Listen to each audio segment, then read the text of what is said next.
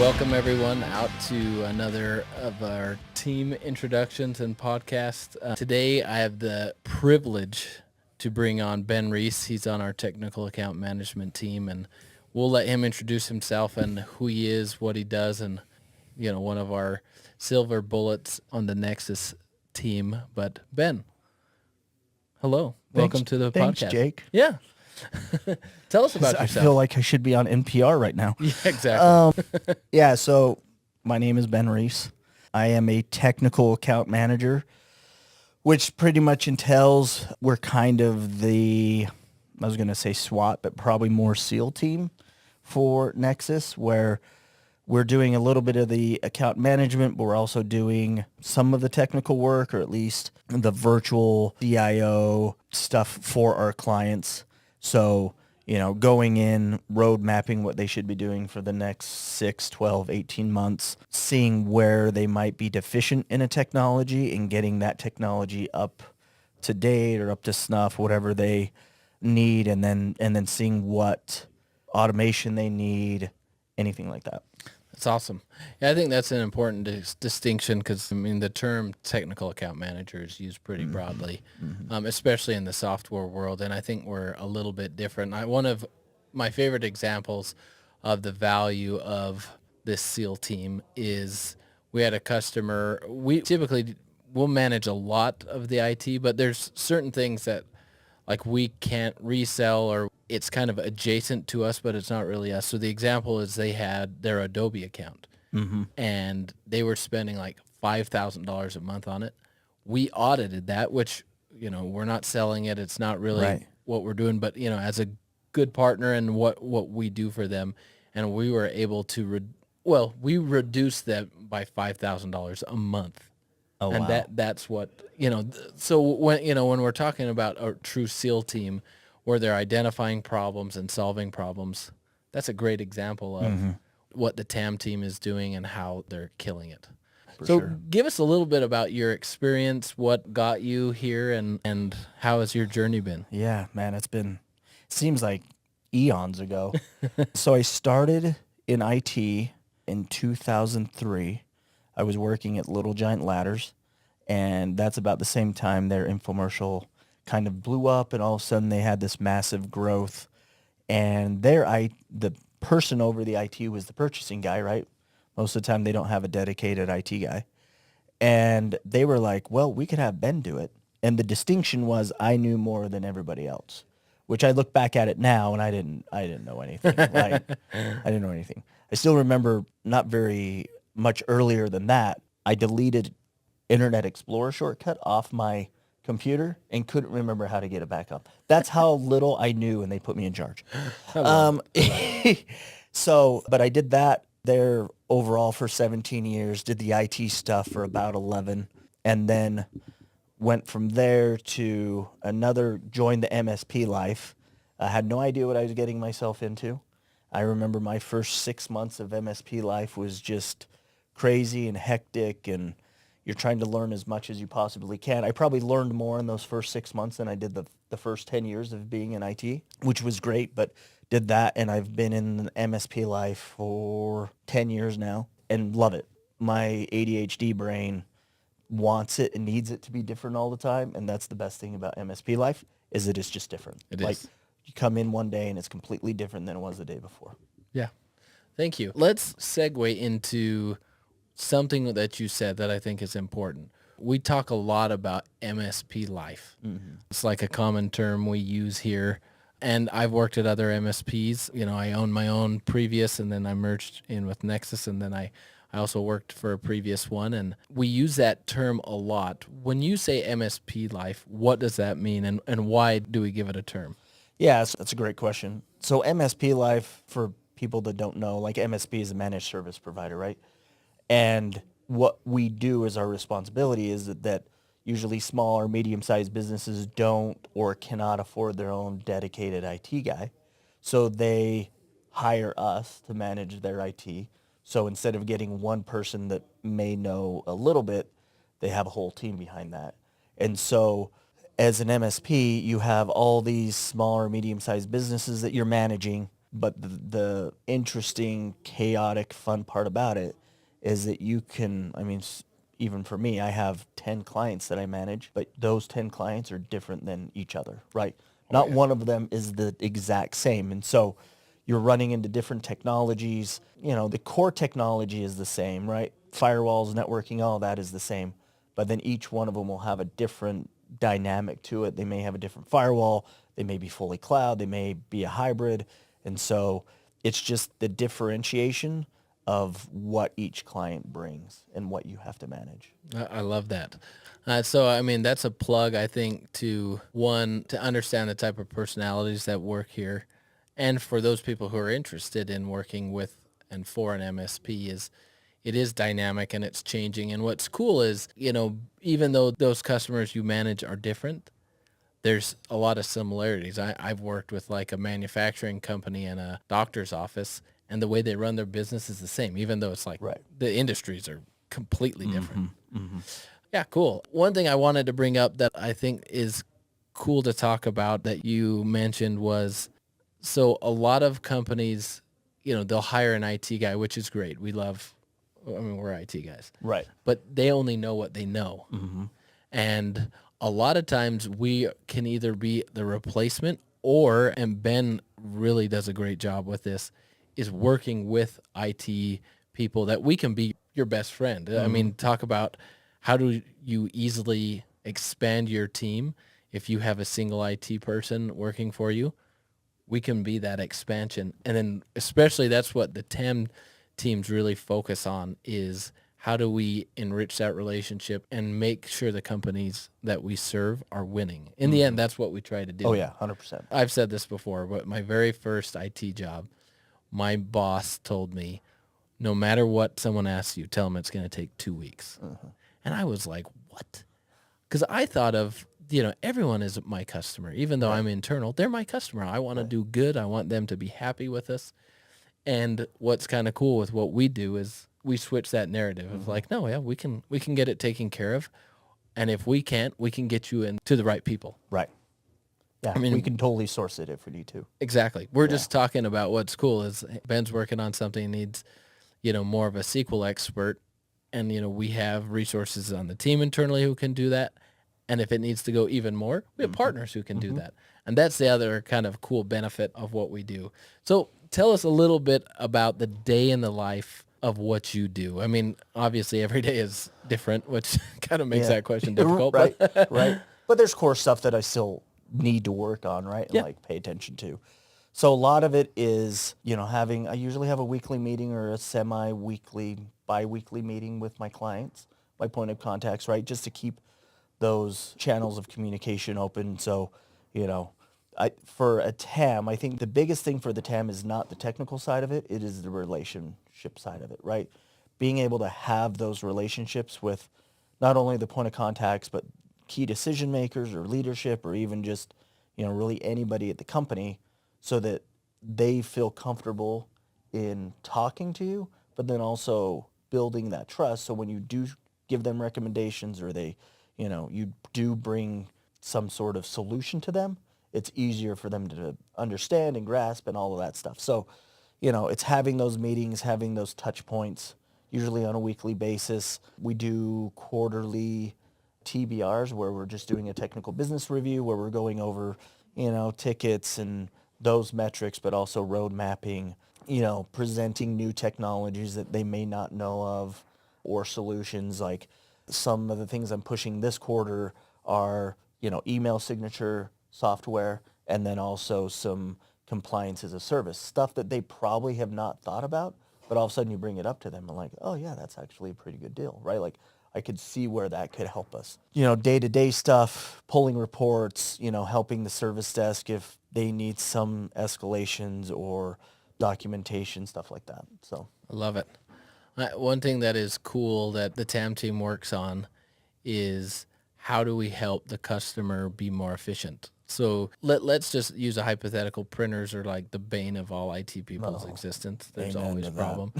And the world out there might not know that. no. Printers are horrible. And are- wireless printing, oh my gosh. It's what a novel idea, but Yeah. does it Sounds work? great if you say it.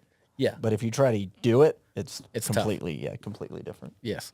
But what the TAMs are looking for is opportunities. So when we're talking about reporting, let's say, as Ben is looking over the different reports for the customer, if we see, 25 tickets for the same printer, then what we are doing is going out to, you, Mr. or Mrs. Customer, and saying, hey, we've done 25 tickets on this printer. We should look at replacing it. And the reason why is not only are we spending time doing it, which, that's our job. We're happy to do it. But if we have to work on it 25 times in a month, what does that mean for your team? Right. Your team needs help 25 times a month. And so what does that cost the business? So that's kind of the cool side of what we're doing, as well as it's not just, the day in, day out help with IT. Obviously, that's why you want to work with any IT professional. But the step up, the thing that is different and cool about what we're doing is we're trying to make you more efficient so IT can really help you save and make money. Yeah. Yeah. A good analogy is we're there as the fire marshal, not the firefighter, right? We're trying to find those aspects that, or either not having you be efficient or not getting the right information or the data that you need, finding those things that could potentially blow up or cause issues and resolving those before they get there. So I love that. The other side too, that I think people kind of shy away from saying this out loud, but I don't think we're you're still afraid gonna of it. say it. Yeah, I'm still going to say it. That's just who I am. Yeah. Is that IT problems happen. Oh yeah. And whether it's caused by hardware, software, the user, our team, like no one's perfect and IT will fail. 100%. And one of the things that I love what the technical account managers do is they're like a triage unit where as those things happen, that does happen. I mean, I assume people think IT should be perfect, but nothing's perfect in this No. world. And so what's cool is because as Ben discussed, that relationship that they build, that they can have those conversations, work things out, and in the end, make it a positive experience. Because a lot of times there's gaps in people's environment that maybe they don't want to spend the money on, but after a catastrophic thing, it's like, well, yeah, maybe we should invest in that. So many times that's happened where they don't want to spend the money and then all of a sudden something big happens and they're like, oh, okay, I guess we probably should do that. Yeah. So And you told me about that. And that's what's kind of hard. When I interviewed the sales team, we talked about not having commission breath. That's something like we avoid in interviews. I smell a lot of breath. It's terrible. And, our job is to be consultants and help consult our customers. And a lot of times the answer is we got to get you this new thing, which actually is going to save you money over the long time. Right. Even though it's an investment. Right. So kind of changing gears a little bit. You've been in the IT field for a long time. You're a natural leader. People follow you. You're one of our very best trainers and people love you and to work with you. So tell me a little bit about that leadership journey. What has got you there? What makes you a natural leader and how do you see it benefit? Yeah, I think for me, for the longest time, I didn't see myself as a leader. Early in my career, even before I was in IT, I remember trying to get a management position in the manufacturing side of things. And they were like, well, we just don't see you as a leader. And it's amazing when somebody tells you that, how that sticks in your brain, right? You just start believing those things. And then when I moved to MSP life and wasn't there very long and we were growing super fast and so we needed a team lead, and that company would do a thing where they would take their top performers and make them the leaders, which is good and bad. One of the deficits in that is that you're taking your high performers and pulling them out of doing the actual work. But the benefit of that is that if you have a high performer and they're the leadership position, then I feel like their leading by example carries more weight than if you just have somebody that just is a normal manager, right? Yeah. And so for me, I quickly developed a very servant leadership style where, I'm going to be in the trenches with you. I want you to be able to call me and ask questions, right? Like I'm going to be available for you and I'm going to lead by example. And I'm never going to ask you to do something that I wouldn't expect myself to do. Yeah. And that goes a long way. It does. And so that's kind of where it started. And then just over time, kind of just building off of that and building those relationships with the people that you're around so they kind of know who you are and what you'll bring to them. And when you do that, it feels like they're more willing to match that effort, right? Instead of just being like, well, I don't know, whatever, he's just my boss. Like, I guess I'll do it. But they're willing to go fight the fight with you Yeah, because it's with you, not for you. correct. I love that. Tell me a little bit about how it is to apply those same leadership skills to being an account manager, because what's interesting is we are a leader in other businesses. We're the IT leader for another business. So how has that translated to make you more successful in your current Yeah, role? that's a great question. I think the key, and I mentioned it before, is building those relationships of trust, right? You still had to build those relationships of trust when you have your actual team, but you're just doing that as the IT leader for another company, right? And I think having confidence is key, showing up and being able to speak to the technology, and you're still going to have some shoulds, and you're still going to say it, even though sometimes people are like, what do you mean should? Right? Like there's still that. But having the confidence that, yeah, this will work, or, you have this problem, this is going to be the solution. And, you know, 99% of the time you hit the target. Every once in a while you're going to miss. But having those relationships and having that trust account definitely helps if you do miss, per se. So, Yeah. You said a word I love, trust account. Expand on that. For those people who don't yeah. know what a trust account is, we use this all the time. I mean, it's works great with, I mean, even like girlfriend, spouse, whatever personal kids, and then obviously in work. So what's a Right. trust Yeah, account? like any relationship. So when we talk about the trust account, that is, when you do something positive, you do something for someone else, you follow up, you do what you're going to say, you're putting those deposits in that trust account. Because eventually, we're all human, we're all going to make mistakes. And so as long as you have enough deposits in that trust account, when you do make a mistake, it's not going to make it go zero or go red, right? Yeah. Because when you go red, that's when business, you're going to lose clients, in normal other different relationships, that's when it's going to be strained. And it is way more difficult to add those deposits after you've gone red than if you can keep it in the black. And so, it's just building that trust account so that when somebody does make a withdrawal, it doesn't put you in the hole. So, Yeah. Something that people might not know about Ben is you're a motivational coach, right? He helps people, which is awesome. I mean, just talking with Ben, I've worked with him for how long now? a year and a half. Year and a half. Yeah. Yeah, which is not. It I seems like mean, and we feel like 2 old weeks. friends. Yeah, but just the way Ben communicates and the way he talks, I feel motivated working with him, and he has that great air about him. So, what are some of the tools you use to be motivated? Especially, I mean, we already talked about MSP life. It's not easy. It does, like you get drained, and it feels like you're always burning the candle from both ends because there is a lot that goes to your shoulders because you are that account management, but you can also jump in on the tech side, which that also makes it like, "Oh, I'll just solve this. And then Right. but really it's how do we help people solve these problems so they can keep going. So what do you do to stay motivated and, use your coaching skills to help us with this? Yeah.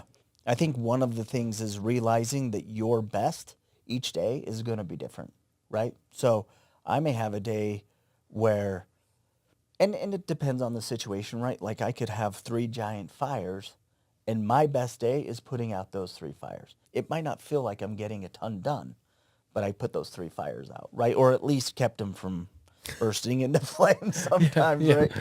Making a forest fire. Yeah, and so I think it's realizing that your best effort that day is okay and not to beat yourself up for it, right? There's going to be times where you're going to fail, but failure is just another learning opportunity, Yep. right? And you take those failures and then you just make yourself better, and it helps you be a better TAM or technician or even in life, right? Like father, boyfriend, husband, whatever, right? And I think some of that stuff and then just kind of showing up. There are days where I don't want to do it, but the best thing to do is you may not even have the motivation But to get the motivation, all you have to do is start. Yes. One that has stuck in my brain for whatever reason. So I had to paint a basement one time, and I did not want to paint it. Did not want to paint it. I just, for whatever reason, I just couldn't get myself to do it. And then I was just like, okay, I'm just going to tape this one wall off. Not a big deal, right? But I taped it. And then all of a sudden I was like, oh, okay, I'll tape this other one. And it just built and built and built and built. And all of a sudden, at the end of the day, I had it taped off. I had the first coat painted and I was almost done. But sometimes it's just that little baby step to get you going. You may not have the motivation, but if you start, that motivation will show up. I love that.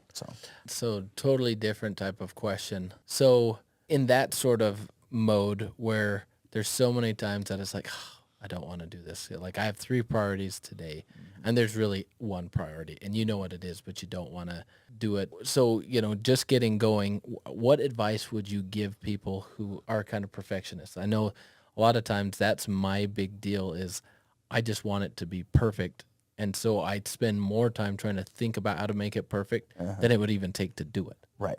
What advice would you give about the people who are perfectionists? The whole perfectionist thing, man. It's hard. It's hard. so hard. And everyone wants to do a perfect Yeah. job. And Yeah. I nailed it. 100%. Speaking like a recovering perfectionist myself, I think first is acknowledging that nothing's going to be perfect. Yep. No matter how hard you try, no matter what you do, it is not going to be perfect, and that is okay. For me, it's realizing prioritizing and then realizing what needs to get done. There are times where I'll do some of my easy things at first just to get my juices going and moving. But then I also know, okay, I need to get this thing done. So if I focus on that one thing right now and just start, that's going to be good enough. Because most of the time, if we just start, we'll figure it out as we go. Absolutely. But it's starting and just doing and just getting it done. So I love that. Thank you. I don't know why it's easy to hear that and to put it into practice is so much harder. Oh, I think a 100%. good example is our friends at Microsoft. How many versions of Microsoft have there been? I mean, it's just over and over, iteration after iteration. But that's to be expected. We Right. expect it to get better. I mean, I actually saw something last night on the iPhone. Someone made this compilation of is the iPhone 3. And the thing they said is, this is the best iPhone we've ever made. Right. Then it's the 3S, then the 4S, and just all the way up till the newest one. But honestly, that's kind of how we are personally, too. Right. Oh, 100%. Like today, you're the best Ben Rees you've ever been. Yeah. And tomorrow, the goal is, To be better than today. yeah, but does it matter how much difference? No. If it's 1% or 50%, there are days that that 1% might be for you at that time was worth more than a 50% at another time. 100%. And that 1% might be 100%, right? Depending on what's going on and other things that are going on in your life. But as long as you're better today than you were yesterday and better tomorrow than you were today, that's kind of what life is in general. Yeah. Going to some more personal stuff about you. Boy. We're going to start to cry together. This is going to be fun. No, I'm just kidding. I'm a crier, so. Stop. So tell us a little bit about your hobbies, who you are that way. I know you love movies. I mean, we quote them quite a bit. Yeah, we have our own movie language around here. We try not to shun the people that don't know said movies. Yeah, I don't know if I have a ton of big hobbies. I think I just have a ton of small hobbies. Once again, it's my ADHD brain. It keeps me, I have to have a bunch of small stuff. But cars is one thing. Gaming, which is weird. It's gaming, but it's just Fortnite. Ever since I started playing Fortnite, that's all I play. My kids give me a hard time. Like, Dad, there's other games out there. I'm like, yeah, I know, but it's Fortnite. Cars, basketball, ever since I was, 8 years old, I've loved basketball, which is funny because I never got the height for it. I feel you there. Yeah, but, if it's NBA, if it's college, if it's playing, whatever it is, I always give everybody, I tell everybody, I've never had an injury outside of basketball. All of my injuries have always been basketball related. But that, music, movies, of course, but just kind of small things that I dabble in. I think one of my biggest hobbies is just self-improvement in general. That started about 10 years ago, and it's just, Like, I can't get enough of it. If I'm going to read a book or listen to an audiobook, it's going to be like a motivational self-help book. And, I'll listen to the same things like 2 or 3 times. So, but I'm the same. So I know it's hard to narrow it down, but if you were to give advice like, hey, read these 1 or 2 books for motivation or for life, what would you suggest? hold on, let me cue this up. Yeah, I know you got a bunch. So We I talked have, about this a lot. yeah, I have my audiobooks. I'm more of an audiobook person lately. Me too. One of my hobbies is to go on a walk with an audiobook and just listen to it as I walk. But there's a couple big ones, at least business-wise. One is Getting Things Done by David Allen. That one's been huge lately, trying to get my life motivated, or not motivated, but organized. Yep. A couple other ones that have been big. Letting Go by David Hawkins is a huge one. And then I have some more kind of spiritual things. Anything Brene Brown, I love. She is awesome. Yeah, she's great. So Dare to Lead, Rising Strong, Crucial Conversations is another good one. So just a bunch of that stuff. But then also, Green Lights by Matthew McConaughey. If anybody loves Matthew McConaughey, just the audiobook, because he reads the audiobook. Oh, awesome. Which makes it even better, So, I haven't read that. I got it. haven't you? Oh, I'll have to. Because then, I'll have to share it too. I don't know if you've ever seen that Saturday Night Live with Jim Carrey, where he's making fun of Matthew McConaughey for the Lincoln commercial. It's like, I got this booger that I've been rolling. Because McConaughey does. He messes with his fingers. Yeah, so and it's that tone. Yeah. And the I'm listening to how an he audio talks. book while I'm rolling my booger. Oh, it's so funny. Yes. That's why I bought a Lincoln. Let's be honest. Yeah, he has Lincoln. I want to be Matthew McConaughey. I mean, all right. Thank you for sharing. I know that can be a little bit vulnerable because not everyone loves self-help stuff. No. I'm the same. I kind of feel like, and I think you mirror this a lot, we're kindred spirits with this, is that For sure. life is one of those things that we're always trying to be better. And no matter where we're at, to me, it's like anytime you reach a pinnacle, like a stage in your life where you feel like, oh, I finally made it. It brought you high enough to then look around and be like, oh my gosh, yeah. I'm even less than what I thought I was. Right. Which is I think a great feeling. And that's why I love these motivational books, because it helps you see beyond yourself and it helps you be able to help other people and to realize I'm not doing that bad of a job. Yeah. It's funny for me. I'll get to a point, and there's been times where it's not just I guess I'm not where I need to be. I'll get to a point, and then life is like, okay, you need to go to rock bottom. And you would think that you would only have like one rock bottom, right? But for me and just my journey, and that's a whole nother podcast. But, I've had a couple rock bottoms where, you get to that point and you're like, man, I don't know if I can dig myself out. But you just take one step or reach up one rung, and you just keep going and keep going and keep going and keep going. And all of a sudden you are like at that point where you're like, oh, okay, like it really isn't that bad. Or I've gotten to myself where I've worked my way out of it. And usually that's the point where life's like, okay, here's your next test. Somebody asked me or mentioned something about life being so hard. And I was like, I think life is designed to test us, right? That's the point of, I think, being alive. And it isn't necessarily that, I think life is always hard, but as we go through those things, those trials or whatever we're going through, it just makes us stronger, right? It's like any other muscle. You have to exercise that muscle, and the stronger you get, the easier it is, right? So then when other challenges come in, you're like, I've been through worse. Yeah. I've been through other things. So like, I know how to get through this.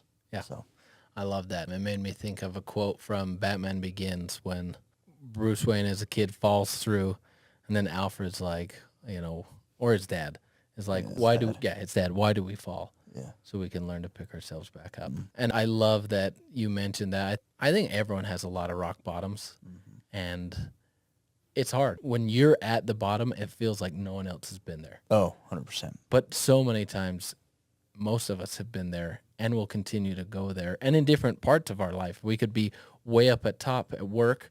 Then in our personal life, it's like I'm in the deepest, darkest dungeon I've ever been in, and then vice versa.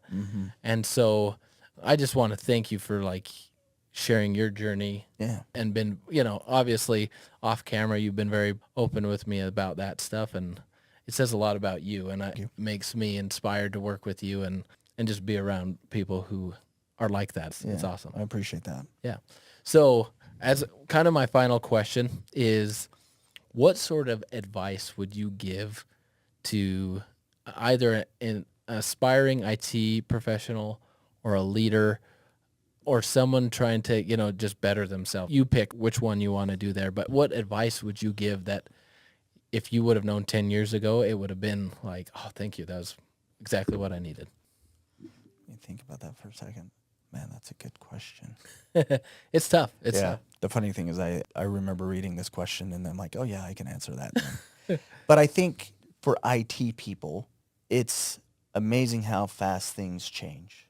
In IT, you really need to have a growth mindset. And I think that's even with anything. If it's in leadership, if it's in personal development, like you need to have a growth mindset and be willing not to be stagnant. Which is funny because I'm a huge Dune nerd too. And kind of the whole premise of Dune in general is stagnation, right? And what stagnation can do to mankind and human beings.